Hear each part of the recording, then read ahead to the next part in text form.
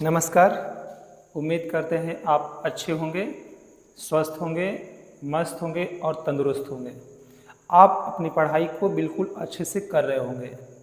तो बिना समय इन्वेस्ट किए हम चलते हैं अपने टॉपिक की तरफ। इससे पहले वाले वीडियो में आप लोग अध्ययन कर रहे थे डाइजेशन सिस्टम यानी पाचन तंत्र। और पाचन तंत्र में आप लोगों ने अध्ययन किया था कि पाचन दो प्रकार से होते हैं, एक आहार नाल और एक डाइजेस्टिव ग्लैंड यानी पाचक ग्रंथि। और आहार नाल में आपने पढ़ा था मुख गुहा, इसोफिगस, अमाशय, छोटी आंत, बड़ी आंत, मलाशय और एनस। और आपने जो डाइजेस्टिव ग्लैंड था उसमें अध्ययन किए थे कि जो उसमें टाइलिन, डायस्टेज, म्यूलिन यानी इसमें भिन्न भिन्न प्रकार की इसमें एंजाइम स्रावित होंगे जो खाना का पाचन करने का काम करेंगे। हम लोगों ने जीभ तक पढ़ा था कि एक पार्श्व भाग होता है, उस पार्श्व भाग के जो नीचे के भाग उसको बोलते हैं हम गाल बोलते हैं।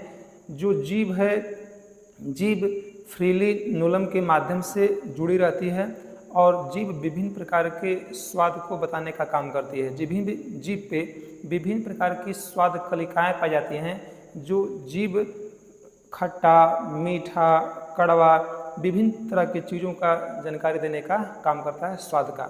इसके आगे हम लोग को अध्ययन करना था।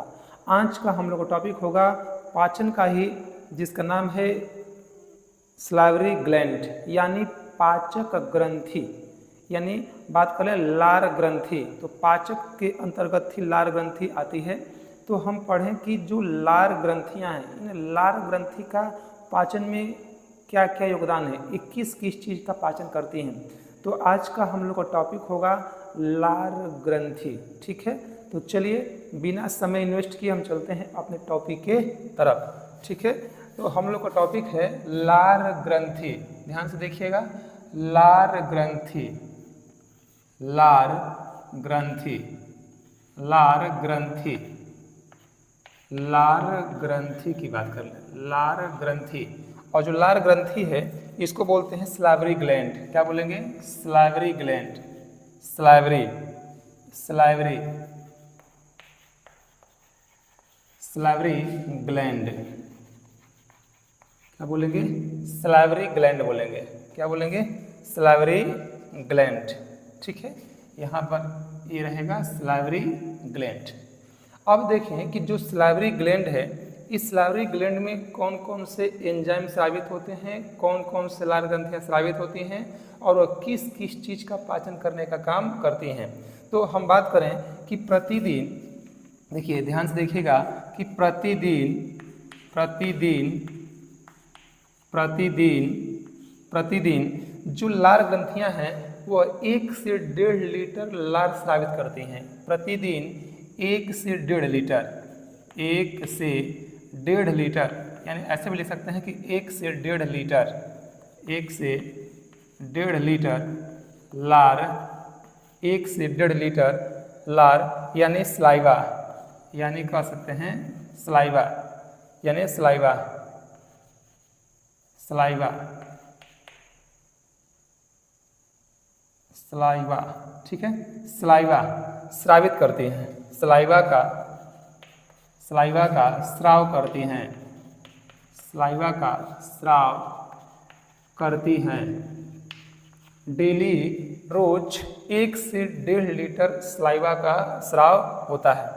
लार का जो पीएच मान होता है, लार का पीएच मान, लार का पीएच मान, लार का जो पीएच मान होता है वह कितना होता है? तो 6.8 होता है, 6.8 होता है, 6.8 होता है। ठीक है, लेकिन जो खाना खाते हैं तो उस समय जो पीएच मान होता है वो कुछ और होता है और खाना खाने के बाद जो पीएच होता है वो कुछ अलग होता है। यानी यह पीएच खाना खाने और खाना खाने के बाद पीएच इसका परिवर्तित होता रहता है। जो एक लार है, लार, तो खाना खाने के बाद इसका पीएच कितना होगा? खाना खाने के पूर्व पहले बात कर लें तो खाना खाने के पूर्व, खाना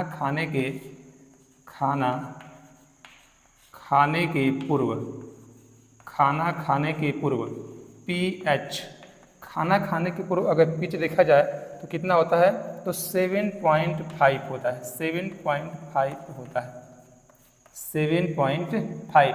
और खाना खाने के बाद अगर pH देखें, खाना खाने के बाद, खाना खाने के बाद, खाना खाने के बाद pH मान जो होगा वह कितना होगा, तो खाना खाने के बाद होता है pH मान 6.5 होता है। कितना होता है, 6.5 होता है। कितना, 6.5। इसके मध्य परिवर्तित होता है, ठीक है। तो खाना खाने के पूर्व और खाना खाने के बाद जो इसका pH मान है वह 6.4 से 6.5 से 7.5 के अंतर्गत क्या होता है, परिवर्तित होता रहता है, ठीक है। और जो जितने भी ये लार ग्रंथियां हैं, जितने भी लार ग्रंथियां, लिखें कि सभी लार ग्रंथियां, सभी लार ग्रंथियां, सभी लार ग्रंथियां, यानी सभी लार ग्रंथियां लार सलाइवा का निर्माण करती है, सलाइवा स्राव करती हैं, सलाइवा का स्राव करती हैं। यानी जितनी भी लार ग्रंथियां हैं वो किसका स्राव करेंगी, तो सभी लार ग्रंथियां स्राव करती हैं किसका, लार का। तो जो लार निकलता है उसमें जो 99% है, 99% वह पानी होता है और 1% जो होता है वह एंजाइम होता है, ठीक है। तो इसमें जो लार ग्रंथियां स्रावित होती हैं, लार ग्रंथियां, उसमें जल की मात्रा देखा जाए तो जल की मात्रा कितना होती है, तो 99% जल होता है।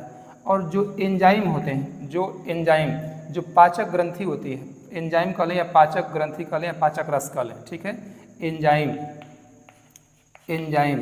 जो एंजाइम होते हैं या पाचक ग्रंथि कह लें, पाचक रस कह लें, इसकी मात्रा कितना होती है, तो केवल और केवल मात्र 1% होती है। कितना होती है, केवल और केवल 1%।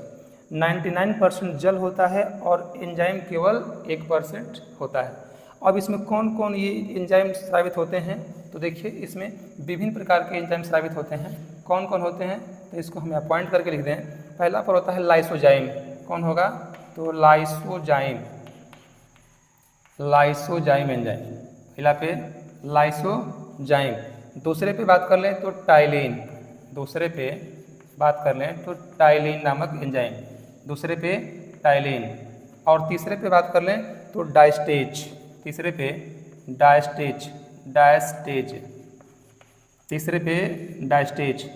और 4 पे बात कर लें तो म्यूलिन, कौन, म्यूलिन निकलते हैं। ये सब लाइसोजाइम, टाइलिन, डायस्टेज और म्यूलिन, ये सब पाचक, ये रस है, ये सब खाना को पचाने का काम करते हैं, ठीक है। अब कौन किस तरह के खाना को पचाएगा, कौन किस तरह के खाद्य पदार्थ को पचाएगा, अब उसको हम देखें कि लाइसोजाइम के माध्यम से कौन खाद्य पदार्थ पचेगा, टाइलिन के माध्यम से कौन पचेगा, डायस्टेज के माध्यम से कौन पचेगा और म्यूलिन का काम क्या है। इन सब के काम को हम अध्ययन करें। तो इसको आप एक बार स्क्रीनशॉट कर लीजिए, इसको मिटाते हैं और चलते हैं अपने नेक्स्ट टॉपिक के आगे, ठीक है। इसका एक कर लीजिए स्क्रीनशॉट, हो गया। चलिए इसको मिटाते हैं और चलते हैं आगे। इसको मिटा दें, चलिए यहाँ तक कोई दिक्कत नहीं, इसको मिटाते हैं और चलते हैं इसके हम आगे, ठीक है। उम्मीद करते हैं यहाँ आप लोगों को कोई दिक्कत नहीं होगा, ठीक है। यदि कोई दिक्कत होगा तो बताइएगा, यहाँ तक कोई दिक्कत नहीं होगा। चलिए अब चलते हैं हम इसके आगे कि जो लाइसोजाइम, डायस्टेज, म्यूलिन या टाइलिन जो भी एंजाइम हैं, ये किसका किसका पाचन करती हैं। तो सर्वाधिक हम माने, देखिए ध्यान दीजिए कि सर्वाधिक मात्रा में जो पाचक ग्रंथि से जो पाचक रस निकलता है वो कौन निकलता है, तो सर्वाधिक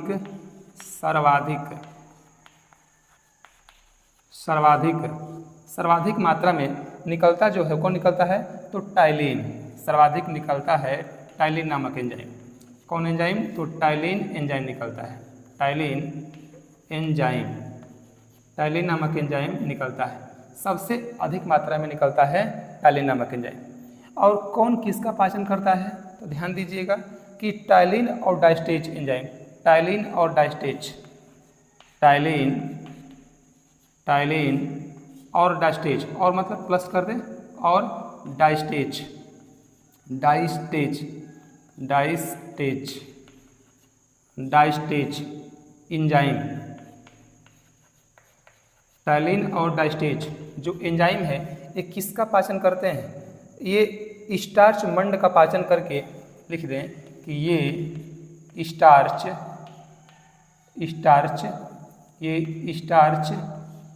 मंड का पाचन करके, स्टार्च मंड का पाचन करके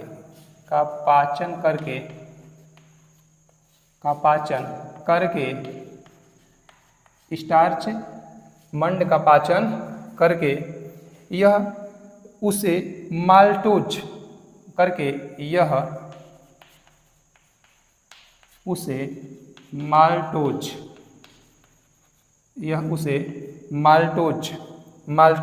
या कह सकते हैं शर्करा कार्बोहाइड्रेट, शर्करा कार्बोहाइड्रेट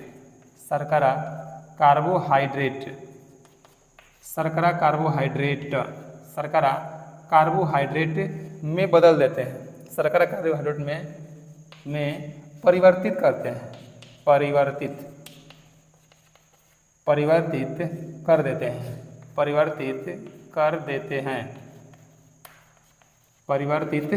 देते हैं। कौन?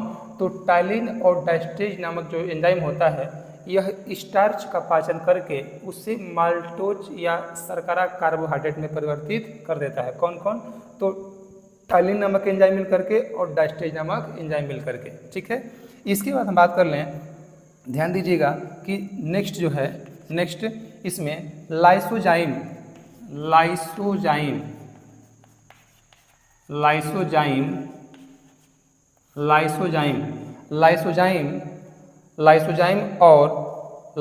एंजाइम कर लें, लाइसोजाइम एंजाइम कीटाणुओं को मारने का काम करता है, कीटाणुओं को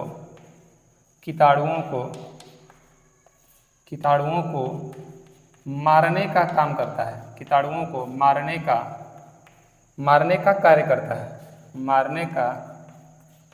कार्य करता है, कीटाणुओं को मारने का कार्य करता है। कौन? लाइसोजाइम। देखिए ध्यान से कि जो छोटे बच्चे होते हैं, छोटे बच्चे, ए लड़के ध्यान सुनो, पढ़ लो भाई। देखिए जो छोटे बच्चे होते हैं, छोटे बच्चों में आप देखोगे कि हमेशा लार उसमें निकलता ही रहता है। छोटे बच्चे हमेशा थूकते ही रहते हैं, एक तरह से हमेशा लार चुआते ही रहते हैं। उसमें जो बच्चे होते हैं, बच्चों का ज़्यादा मात्रा में ये लाइसोजाइम स्रावित होता है। देखिए उसमें जो बच्चे हैं, भगवान वो बहुत उन लोगों को सोच समझ के उन लोगों को, जैसे लार अधिक स्रावित होता है कि वो इधर उधर खेलते रहते हैं और हाथ में माटी उटी कहीं लगेगा, उसी में से कुछ डाल लेंगे। तो जाहिर सी बात है कि हाथ गंदा है, आप कुछ भी उसे खाएंगे तो मुख में कीटाणु विषाणु चीज़ें अधिक मात्रा में जाएंगे, और वही यह लार ग्रंथियाँ लाइसोजाइम का कम स्राव करेंगी, तब व्यक्ति बीमार पड़ जाएगा, तुरंत व्यक्ति बीमार पड़ जाएगा। लेकिन जैसे बच्चे कुछ खा लेते हैं अपने हाथों के माध्यम से, गंदे हाथों के माध्यम से, तो जो उसमें लाइसोजाइम नामक जो एंजाइम निकलता है वो उन कीटाणुओं विषाणुओं को मारने के लिए सक्षम होता है। इसीलिए बच्चे जल्दी बीमार नहीं पड़ते हैं। या जिस बच्चों में लाइसोजाइम नामक एंजाइम की मात्रा कम होगी, आप कुछ थोड़ा बहुत खा लगे दूध उठा करके, तो बीमार पड़ने की संभावना ज़्यादा होती है। तो बच्चों को लाइसोजाइम नामक एंजाइम ज़्यादा बचाव करने का काम करता है। तो उसमें जो लार स्रावित होता है उसमें लाइसोजाइम एंजाइम एक तरह से बहुत महत्वपूर्ण उनको सुरक्षा देने का काम करता है। कौन? तो लाइसोजाइम एंजाइम। ठीक है, तो जो लाइसोजाइम एंजाइम है इसका काम क्या है कि कीटाणुओं को मारने का कार्य करता है। कौन? Lysozyme enzyme. इसके बाद बात कर लें कि जो म्यूलिन है, म्यूलिन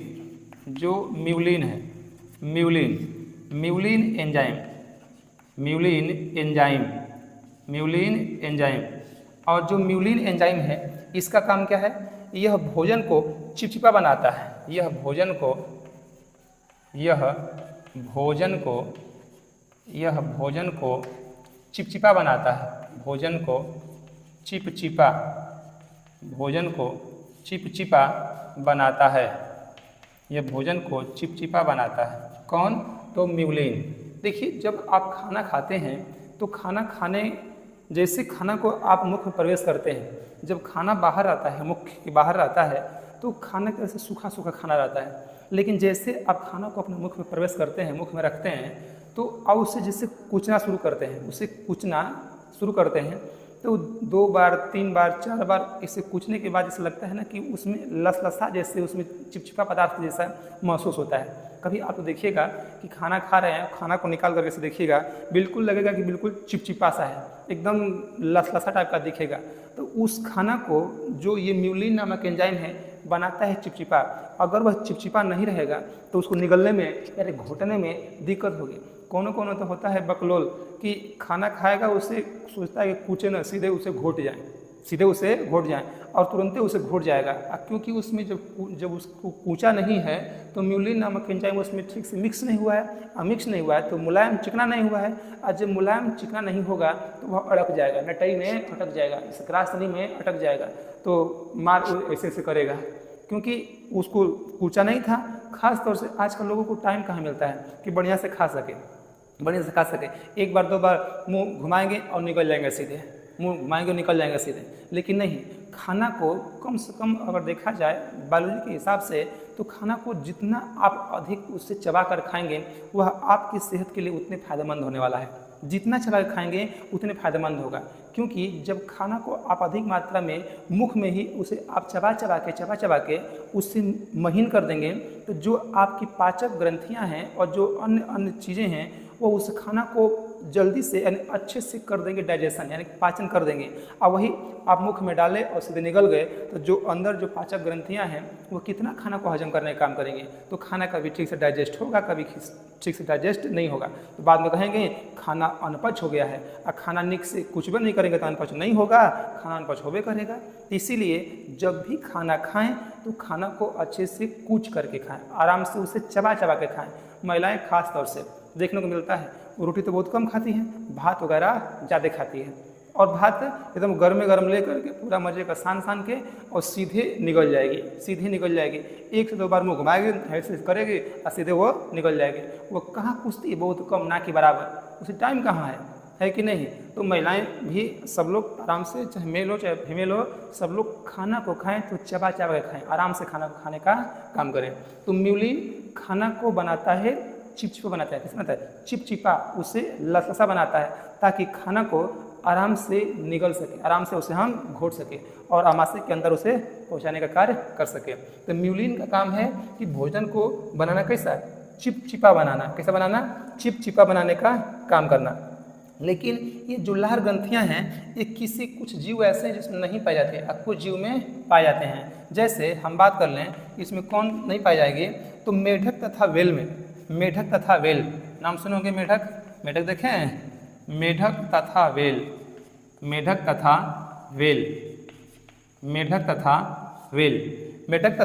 वेल में लार ग्रंथियां नहीं पाई जाती हैं। मेढक तथा वेल में लार ग्रंथि नहीं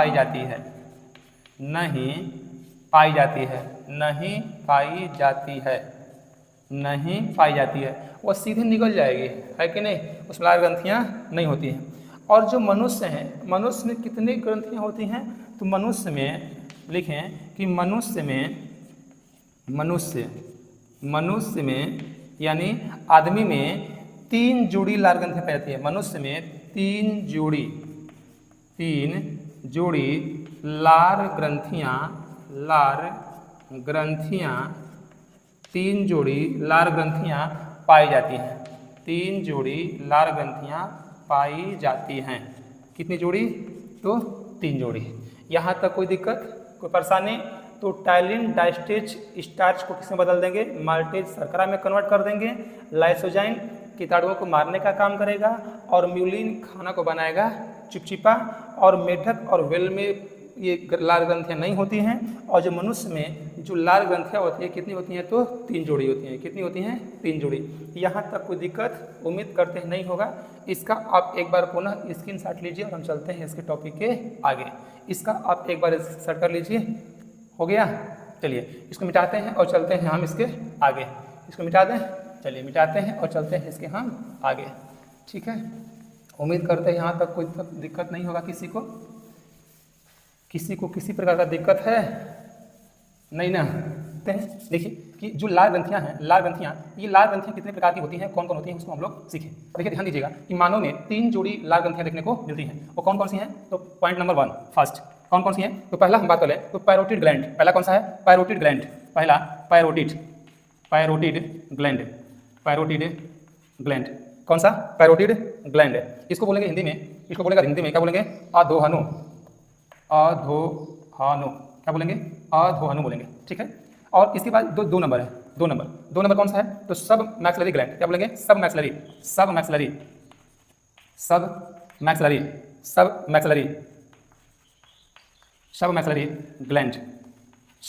ग्लैंड। इसको बोलेंगे अधोमैक्सिला। क्या बोलेंगे, अधोमैक्सिला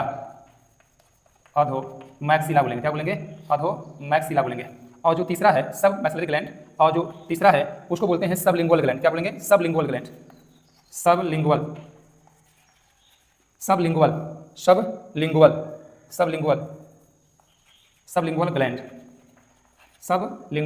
ग्लैंड बोलेंगे। ठीक है, कोई दिक्कत। इसको बोलेंगे हिंदी में क्या बोलेंगे, तो अधोजिह्वा। क्या बोलेंगे, अधोजिह्वा बोलेंगे। तो मानो में ये 3 तरह की लाल ग्रंथियाँ होती हैं। कौन कौन सी, तो पैरोटिड ग्लैंड, अधोअनु, सब मैक्सिलरी ग्लैंड, अधोमैक्सिला, और सबलिंगुअल ग्लैंड, अधोजिह्वा। इसमें देखें कि यह क्या करती है, इनका सब काम क्या है, पैरोटिड ग्लैंड का काम क्या है, सब मैक्सिलरी ग्लैंड का काम क्या है, और सबलिंगुअल ग्लैंड का काम क्या है। इसमें हम एक एक करके चीज़ों को हम लोग अध्ययन करें। ठीक है, तो सबसे पहले बात करें पॉइंट नंबर 1। ठीक है, तो इसमें पॉइंट नंबर 1 की बात करें तो इसको 2 को मिटा दें। चलिए मिटाते नहीं पढ़ते हैं, इसको हम पढ़ लें पहले। देखिए पॉइंट नंबर फर्स्ट बात कर लें तो कौन सा है, तो पैरोटिड ग्लैंड। कौन सा है, तो पैरोटिड ग्लैंड यानी अधोहनु। यह जो ग्लैंड है इसका काम क्या है, तो ये सबसे बड़ी लाल ग्रंथि है। इसकी बात करें तो यह सबसे बड़ी लाल ग्रंथि है। यह सबसे बड़ी लाल ग्रंथि है। कौन, तो पैरोटिड ग्रंथि। ठीक है, और यह दोनों कानों के नीचे स्थित होता है। यह दोनों कानों के नीचे स्थित होती है। दोनों कानों के नीचे स्थित होती है।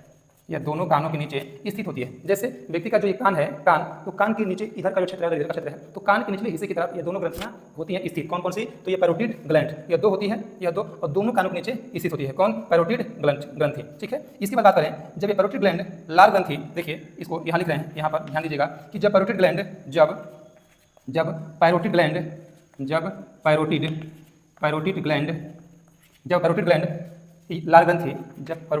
लाल ग्रंथि विषाणु द्वारा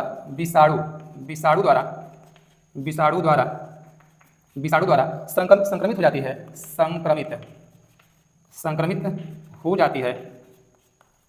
हो जाती है, तो उसमें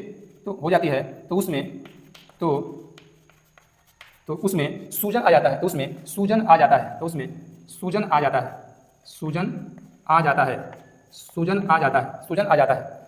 जाता है, जिसे गलसुआ कहेंगे। क्या बोलेंगे, जिसे गलसुआ या मम्स कह सकते हैं। क्या बोलेंगे, मम्स, गलसुआ या मम्स कहते हैं। ठीक है, जब व्यक्ति के अंदर जो ये पैरोटिड ग्रंथि है, जब यह किसी विषाणु के कारण ये संक्रमित हो जाती है, तो यह जो है फूल जाता है। तो लोग कहते हैं कि इसे गलसुआ हो गया है, तो उसे गलसुआ या मम्स कहते हैं। किसको, जो पैरोटिड ग्रंथि किसी विषाणु की तरह संक्रमित हो जाती है, तब बीमारी कौन सी होती है, गलसुआ या मम्स होती है। यहाँ तक कोई दिक्कत, यहाँ तो कोई परेशानी नहीं। लेकिन जब सांप में जो जब यहाँ लिखते हैं कि जब सांप में, ध्यान दीजिएगा कि यह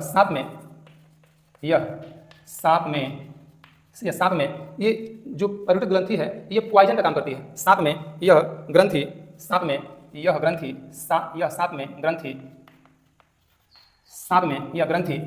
का काम करती है। पॉइजन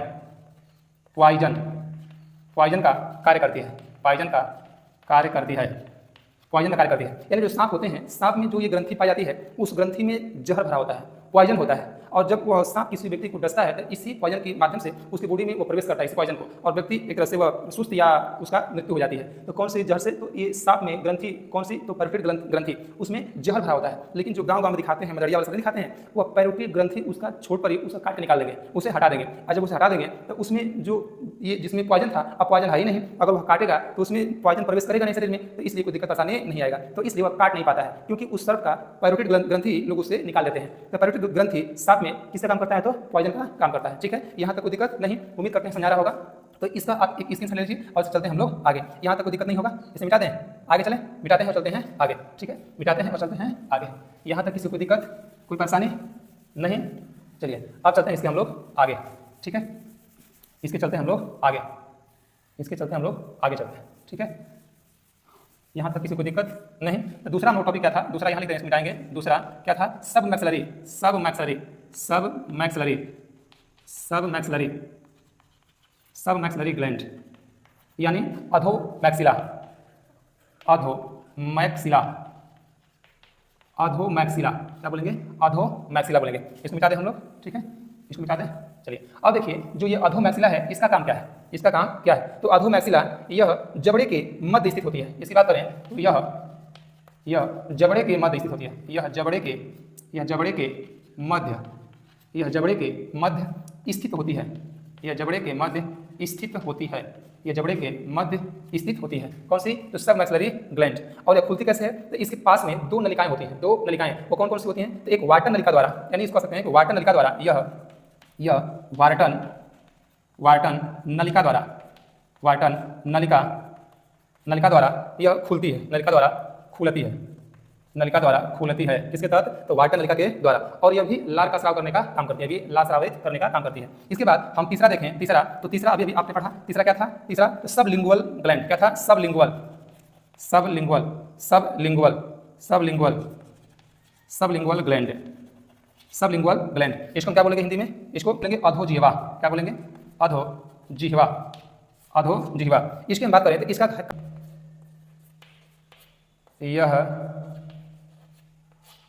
यह जीभ के दोनों ओर स्थित होती है।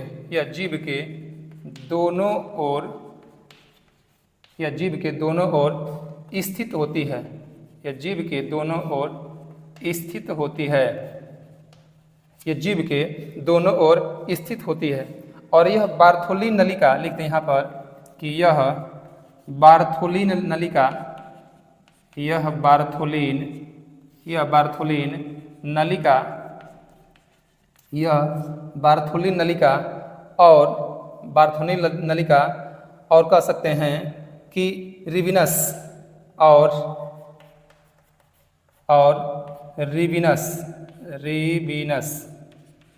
रिविनस नलिका द्वारा खुलती है। रिविनस नलिका द्वारा, रिविनस नलिका द्वारा खुलती है, नलिका द्वारा खुलती है। और खुलने के बाद यह लार का स्राव करने का काम करती है। यह सबसे छोटी लार ग्रंथि है। यह सबसे छोटी लार ग्रंथि है। यह सबसे छोटी लार ग्रंथि है। यह सबसे छोटी लार ग्रंथि है। कौन? तो सबलिंगुअल ग्लैंड। यहाँ तक किसी को दिक्कत, कोई परेशानी नहीं? तो जो लार ग्रंथियाँ मानव में होती है, क्यों कितनी होती हैं? तो 3। कितनी होती हैं? 3। कौन कौन? अभी आपने उसको पढ़ा। ठीक है, तो सब मैक्सिलरी ग्लैंड, सबलिंगुअल ग्लैंड और पैरोटिड ग्लैंड। अब इनका काम क्या है, इसको आपने अध्ययन किया। कौन कहाँ से निकलता है, कहाँ पर स्थित होता है, कौन बड़ी ग्रंथि है और कौन छोटी ग्रंथि है, सांप में कौन सा ग्रंथि पॉइजन इकट्ठा करने का काम करती है, इन सब चीज़ों को आपने अध्ययन किया।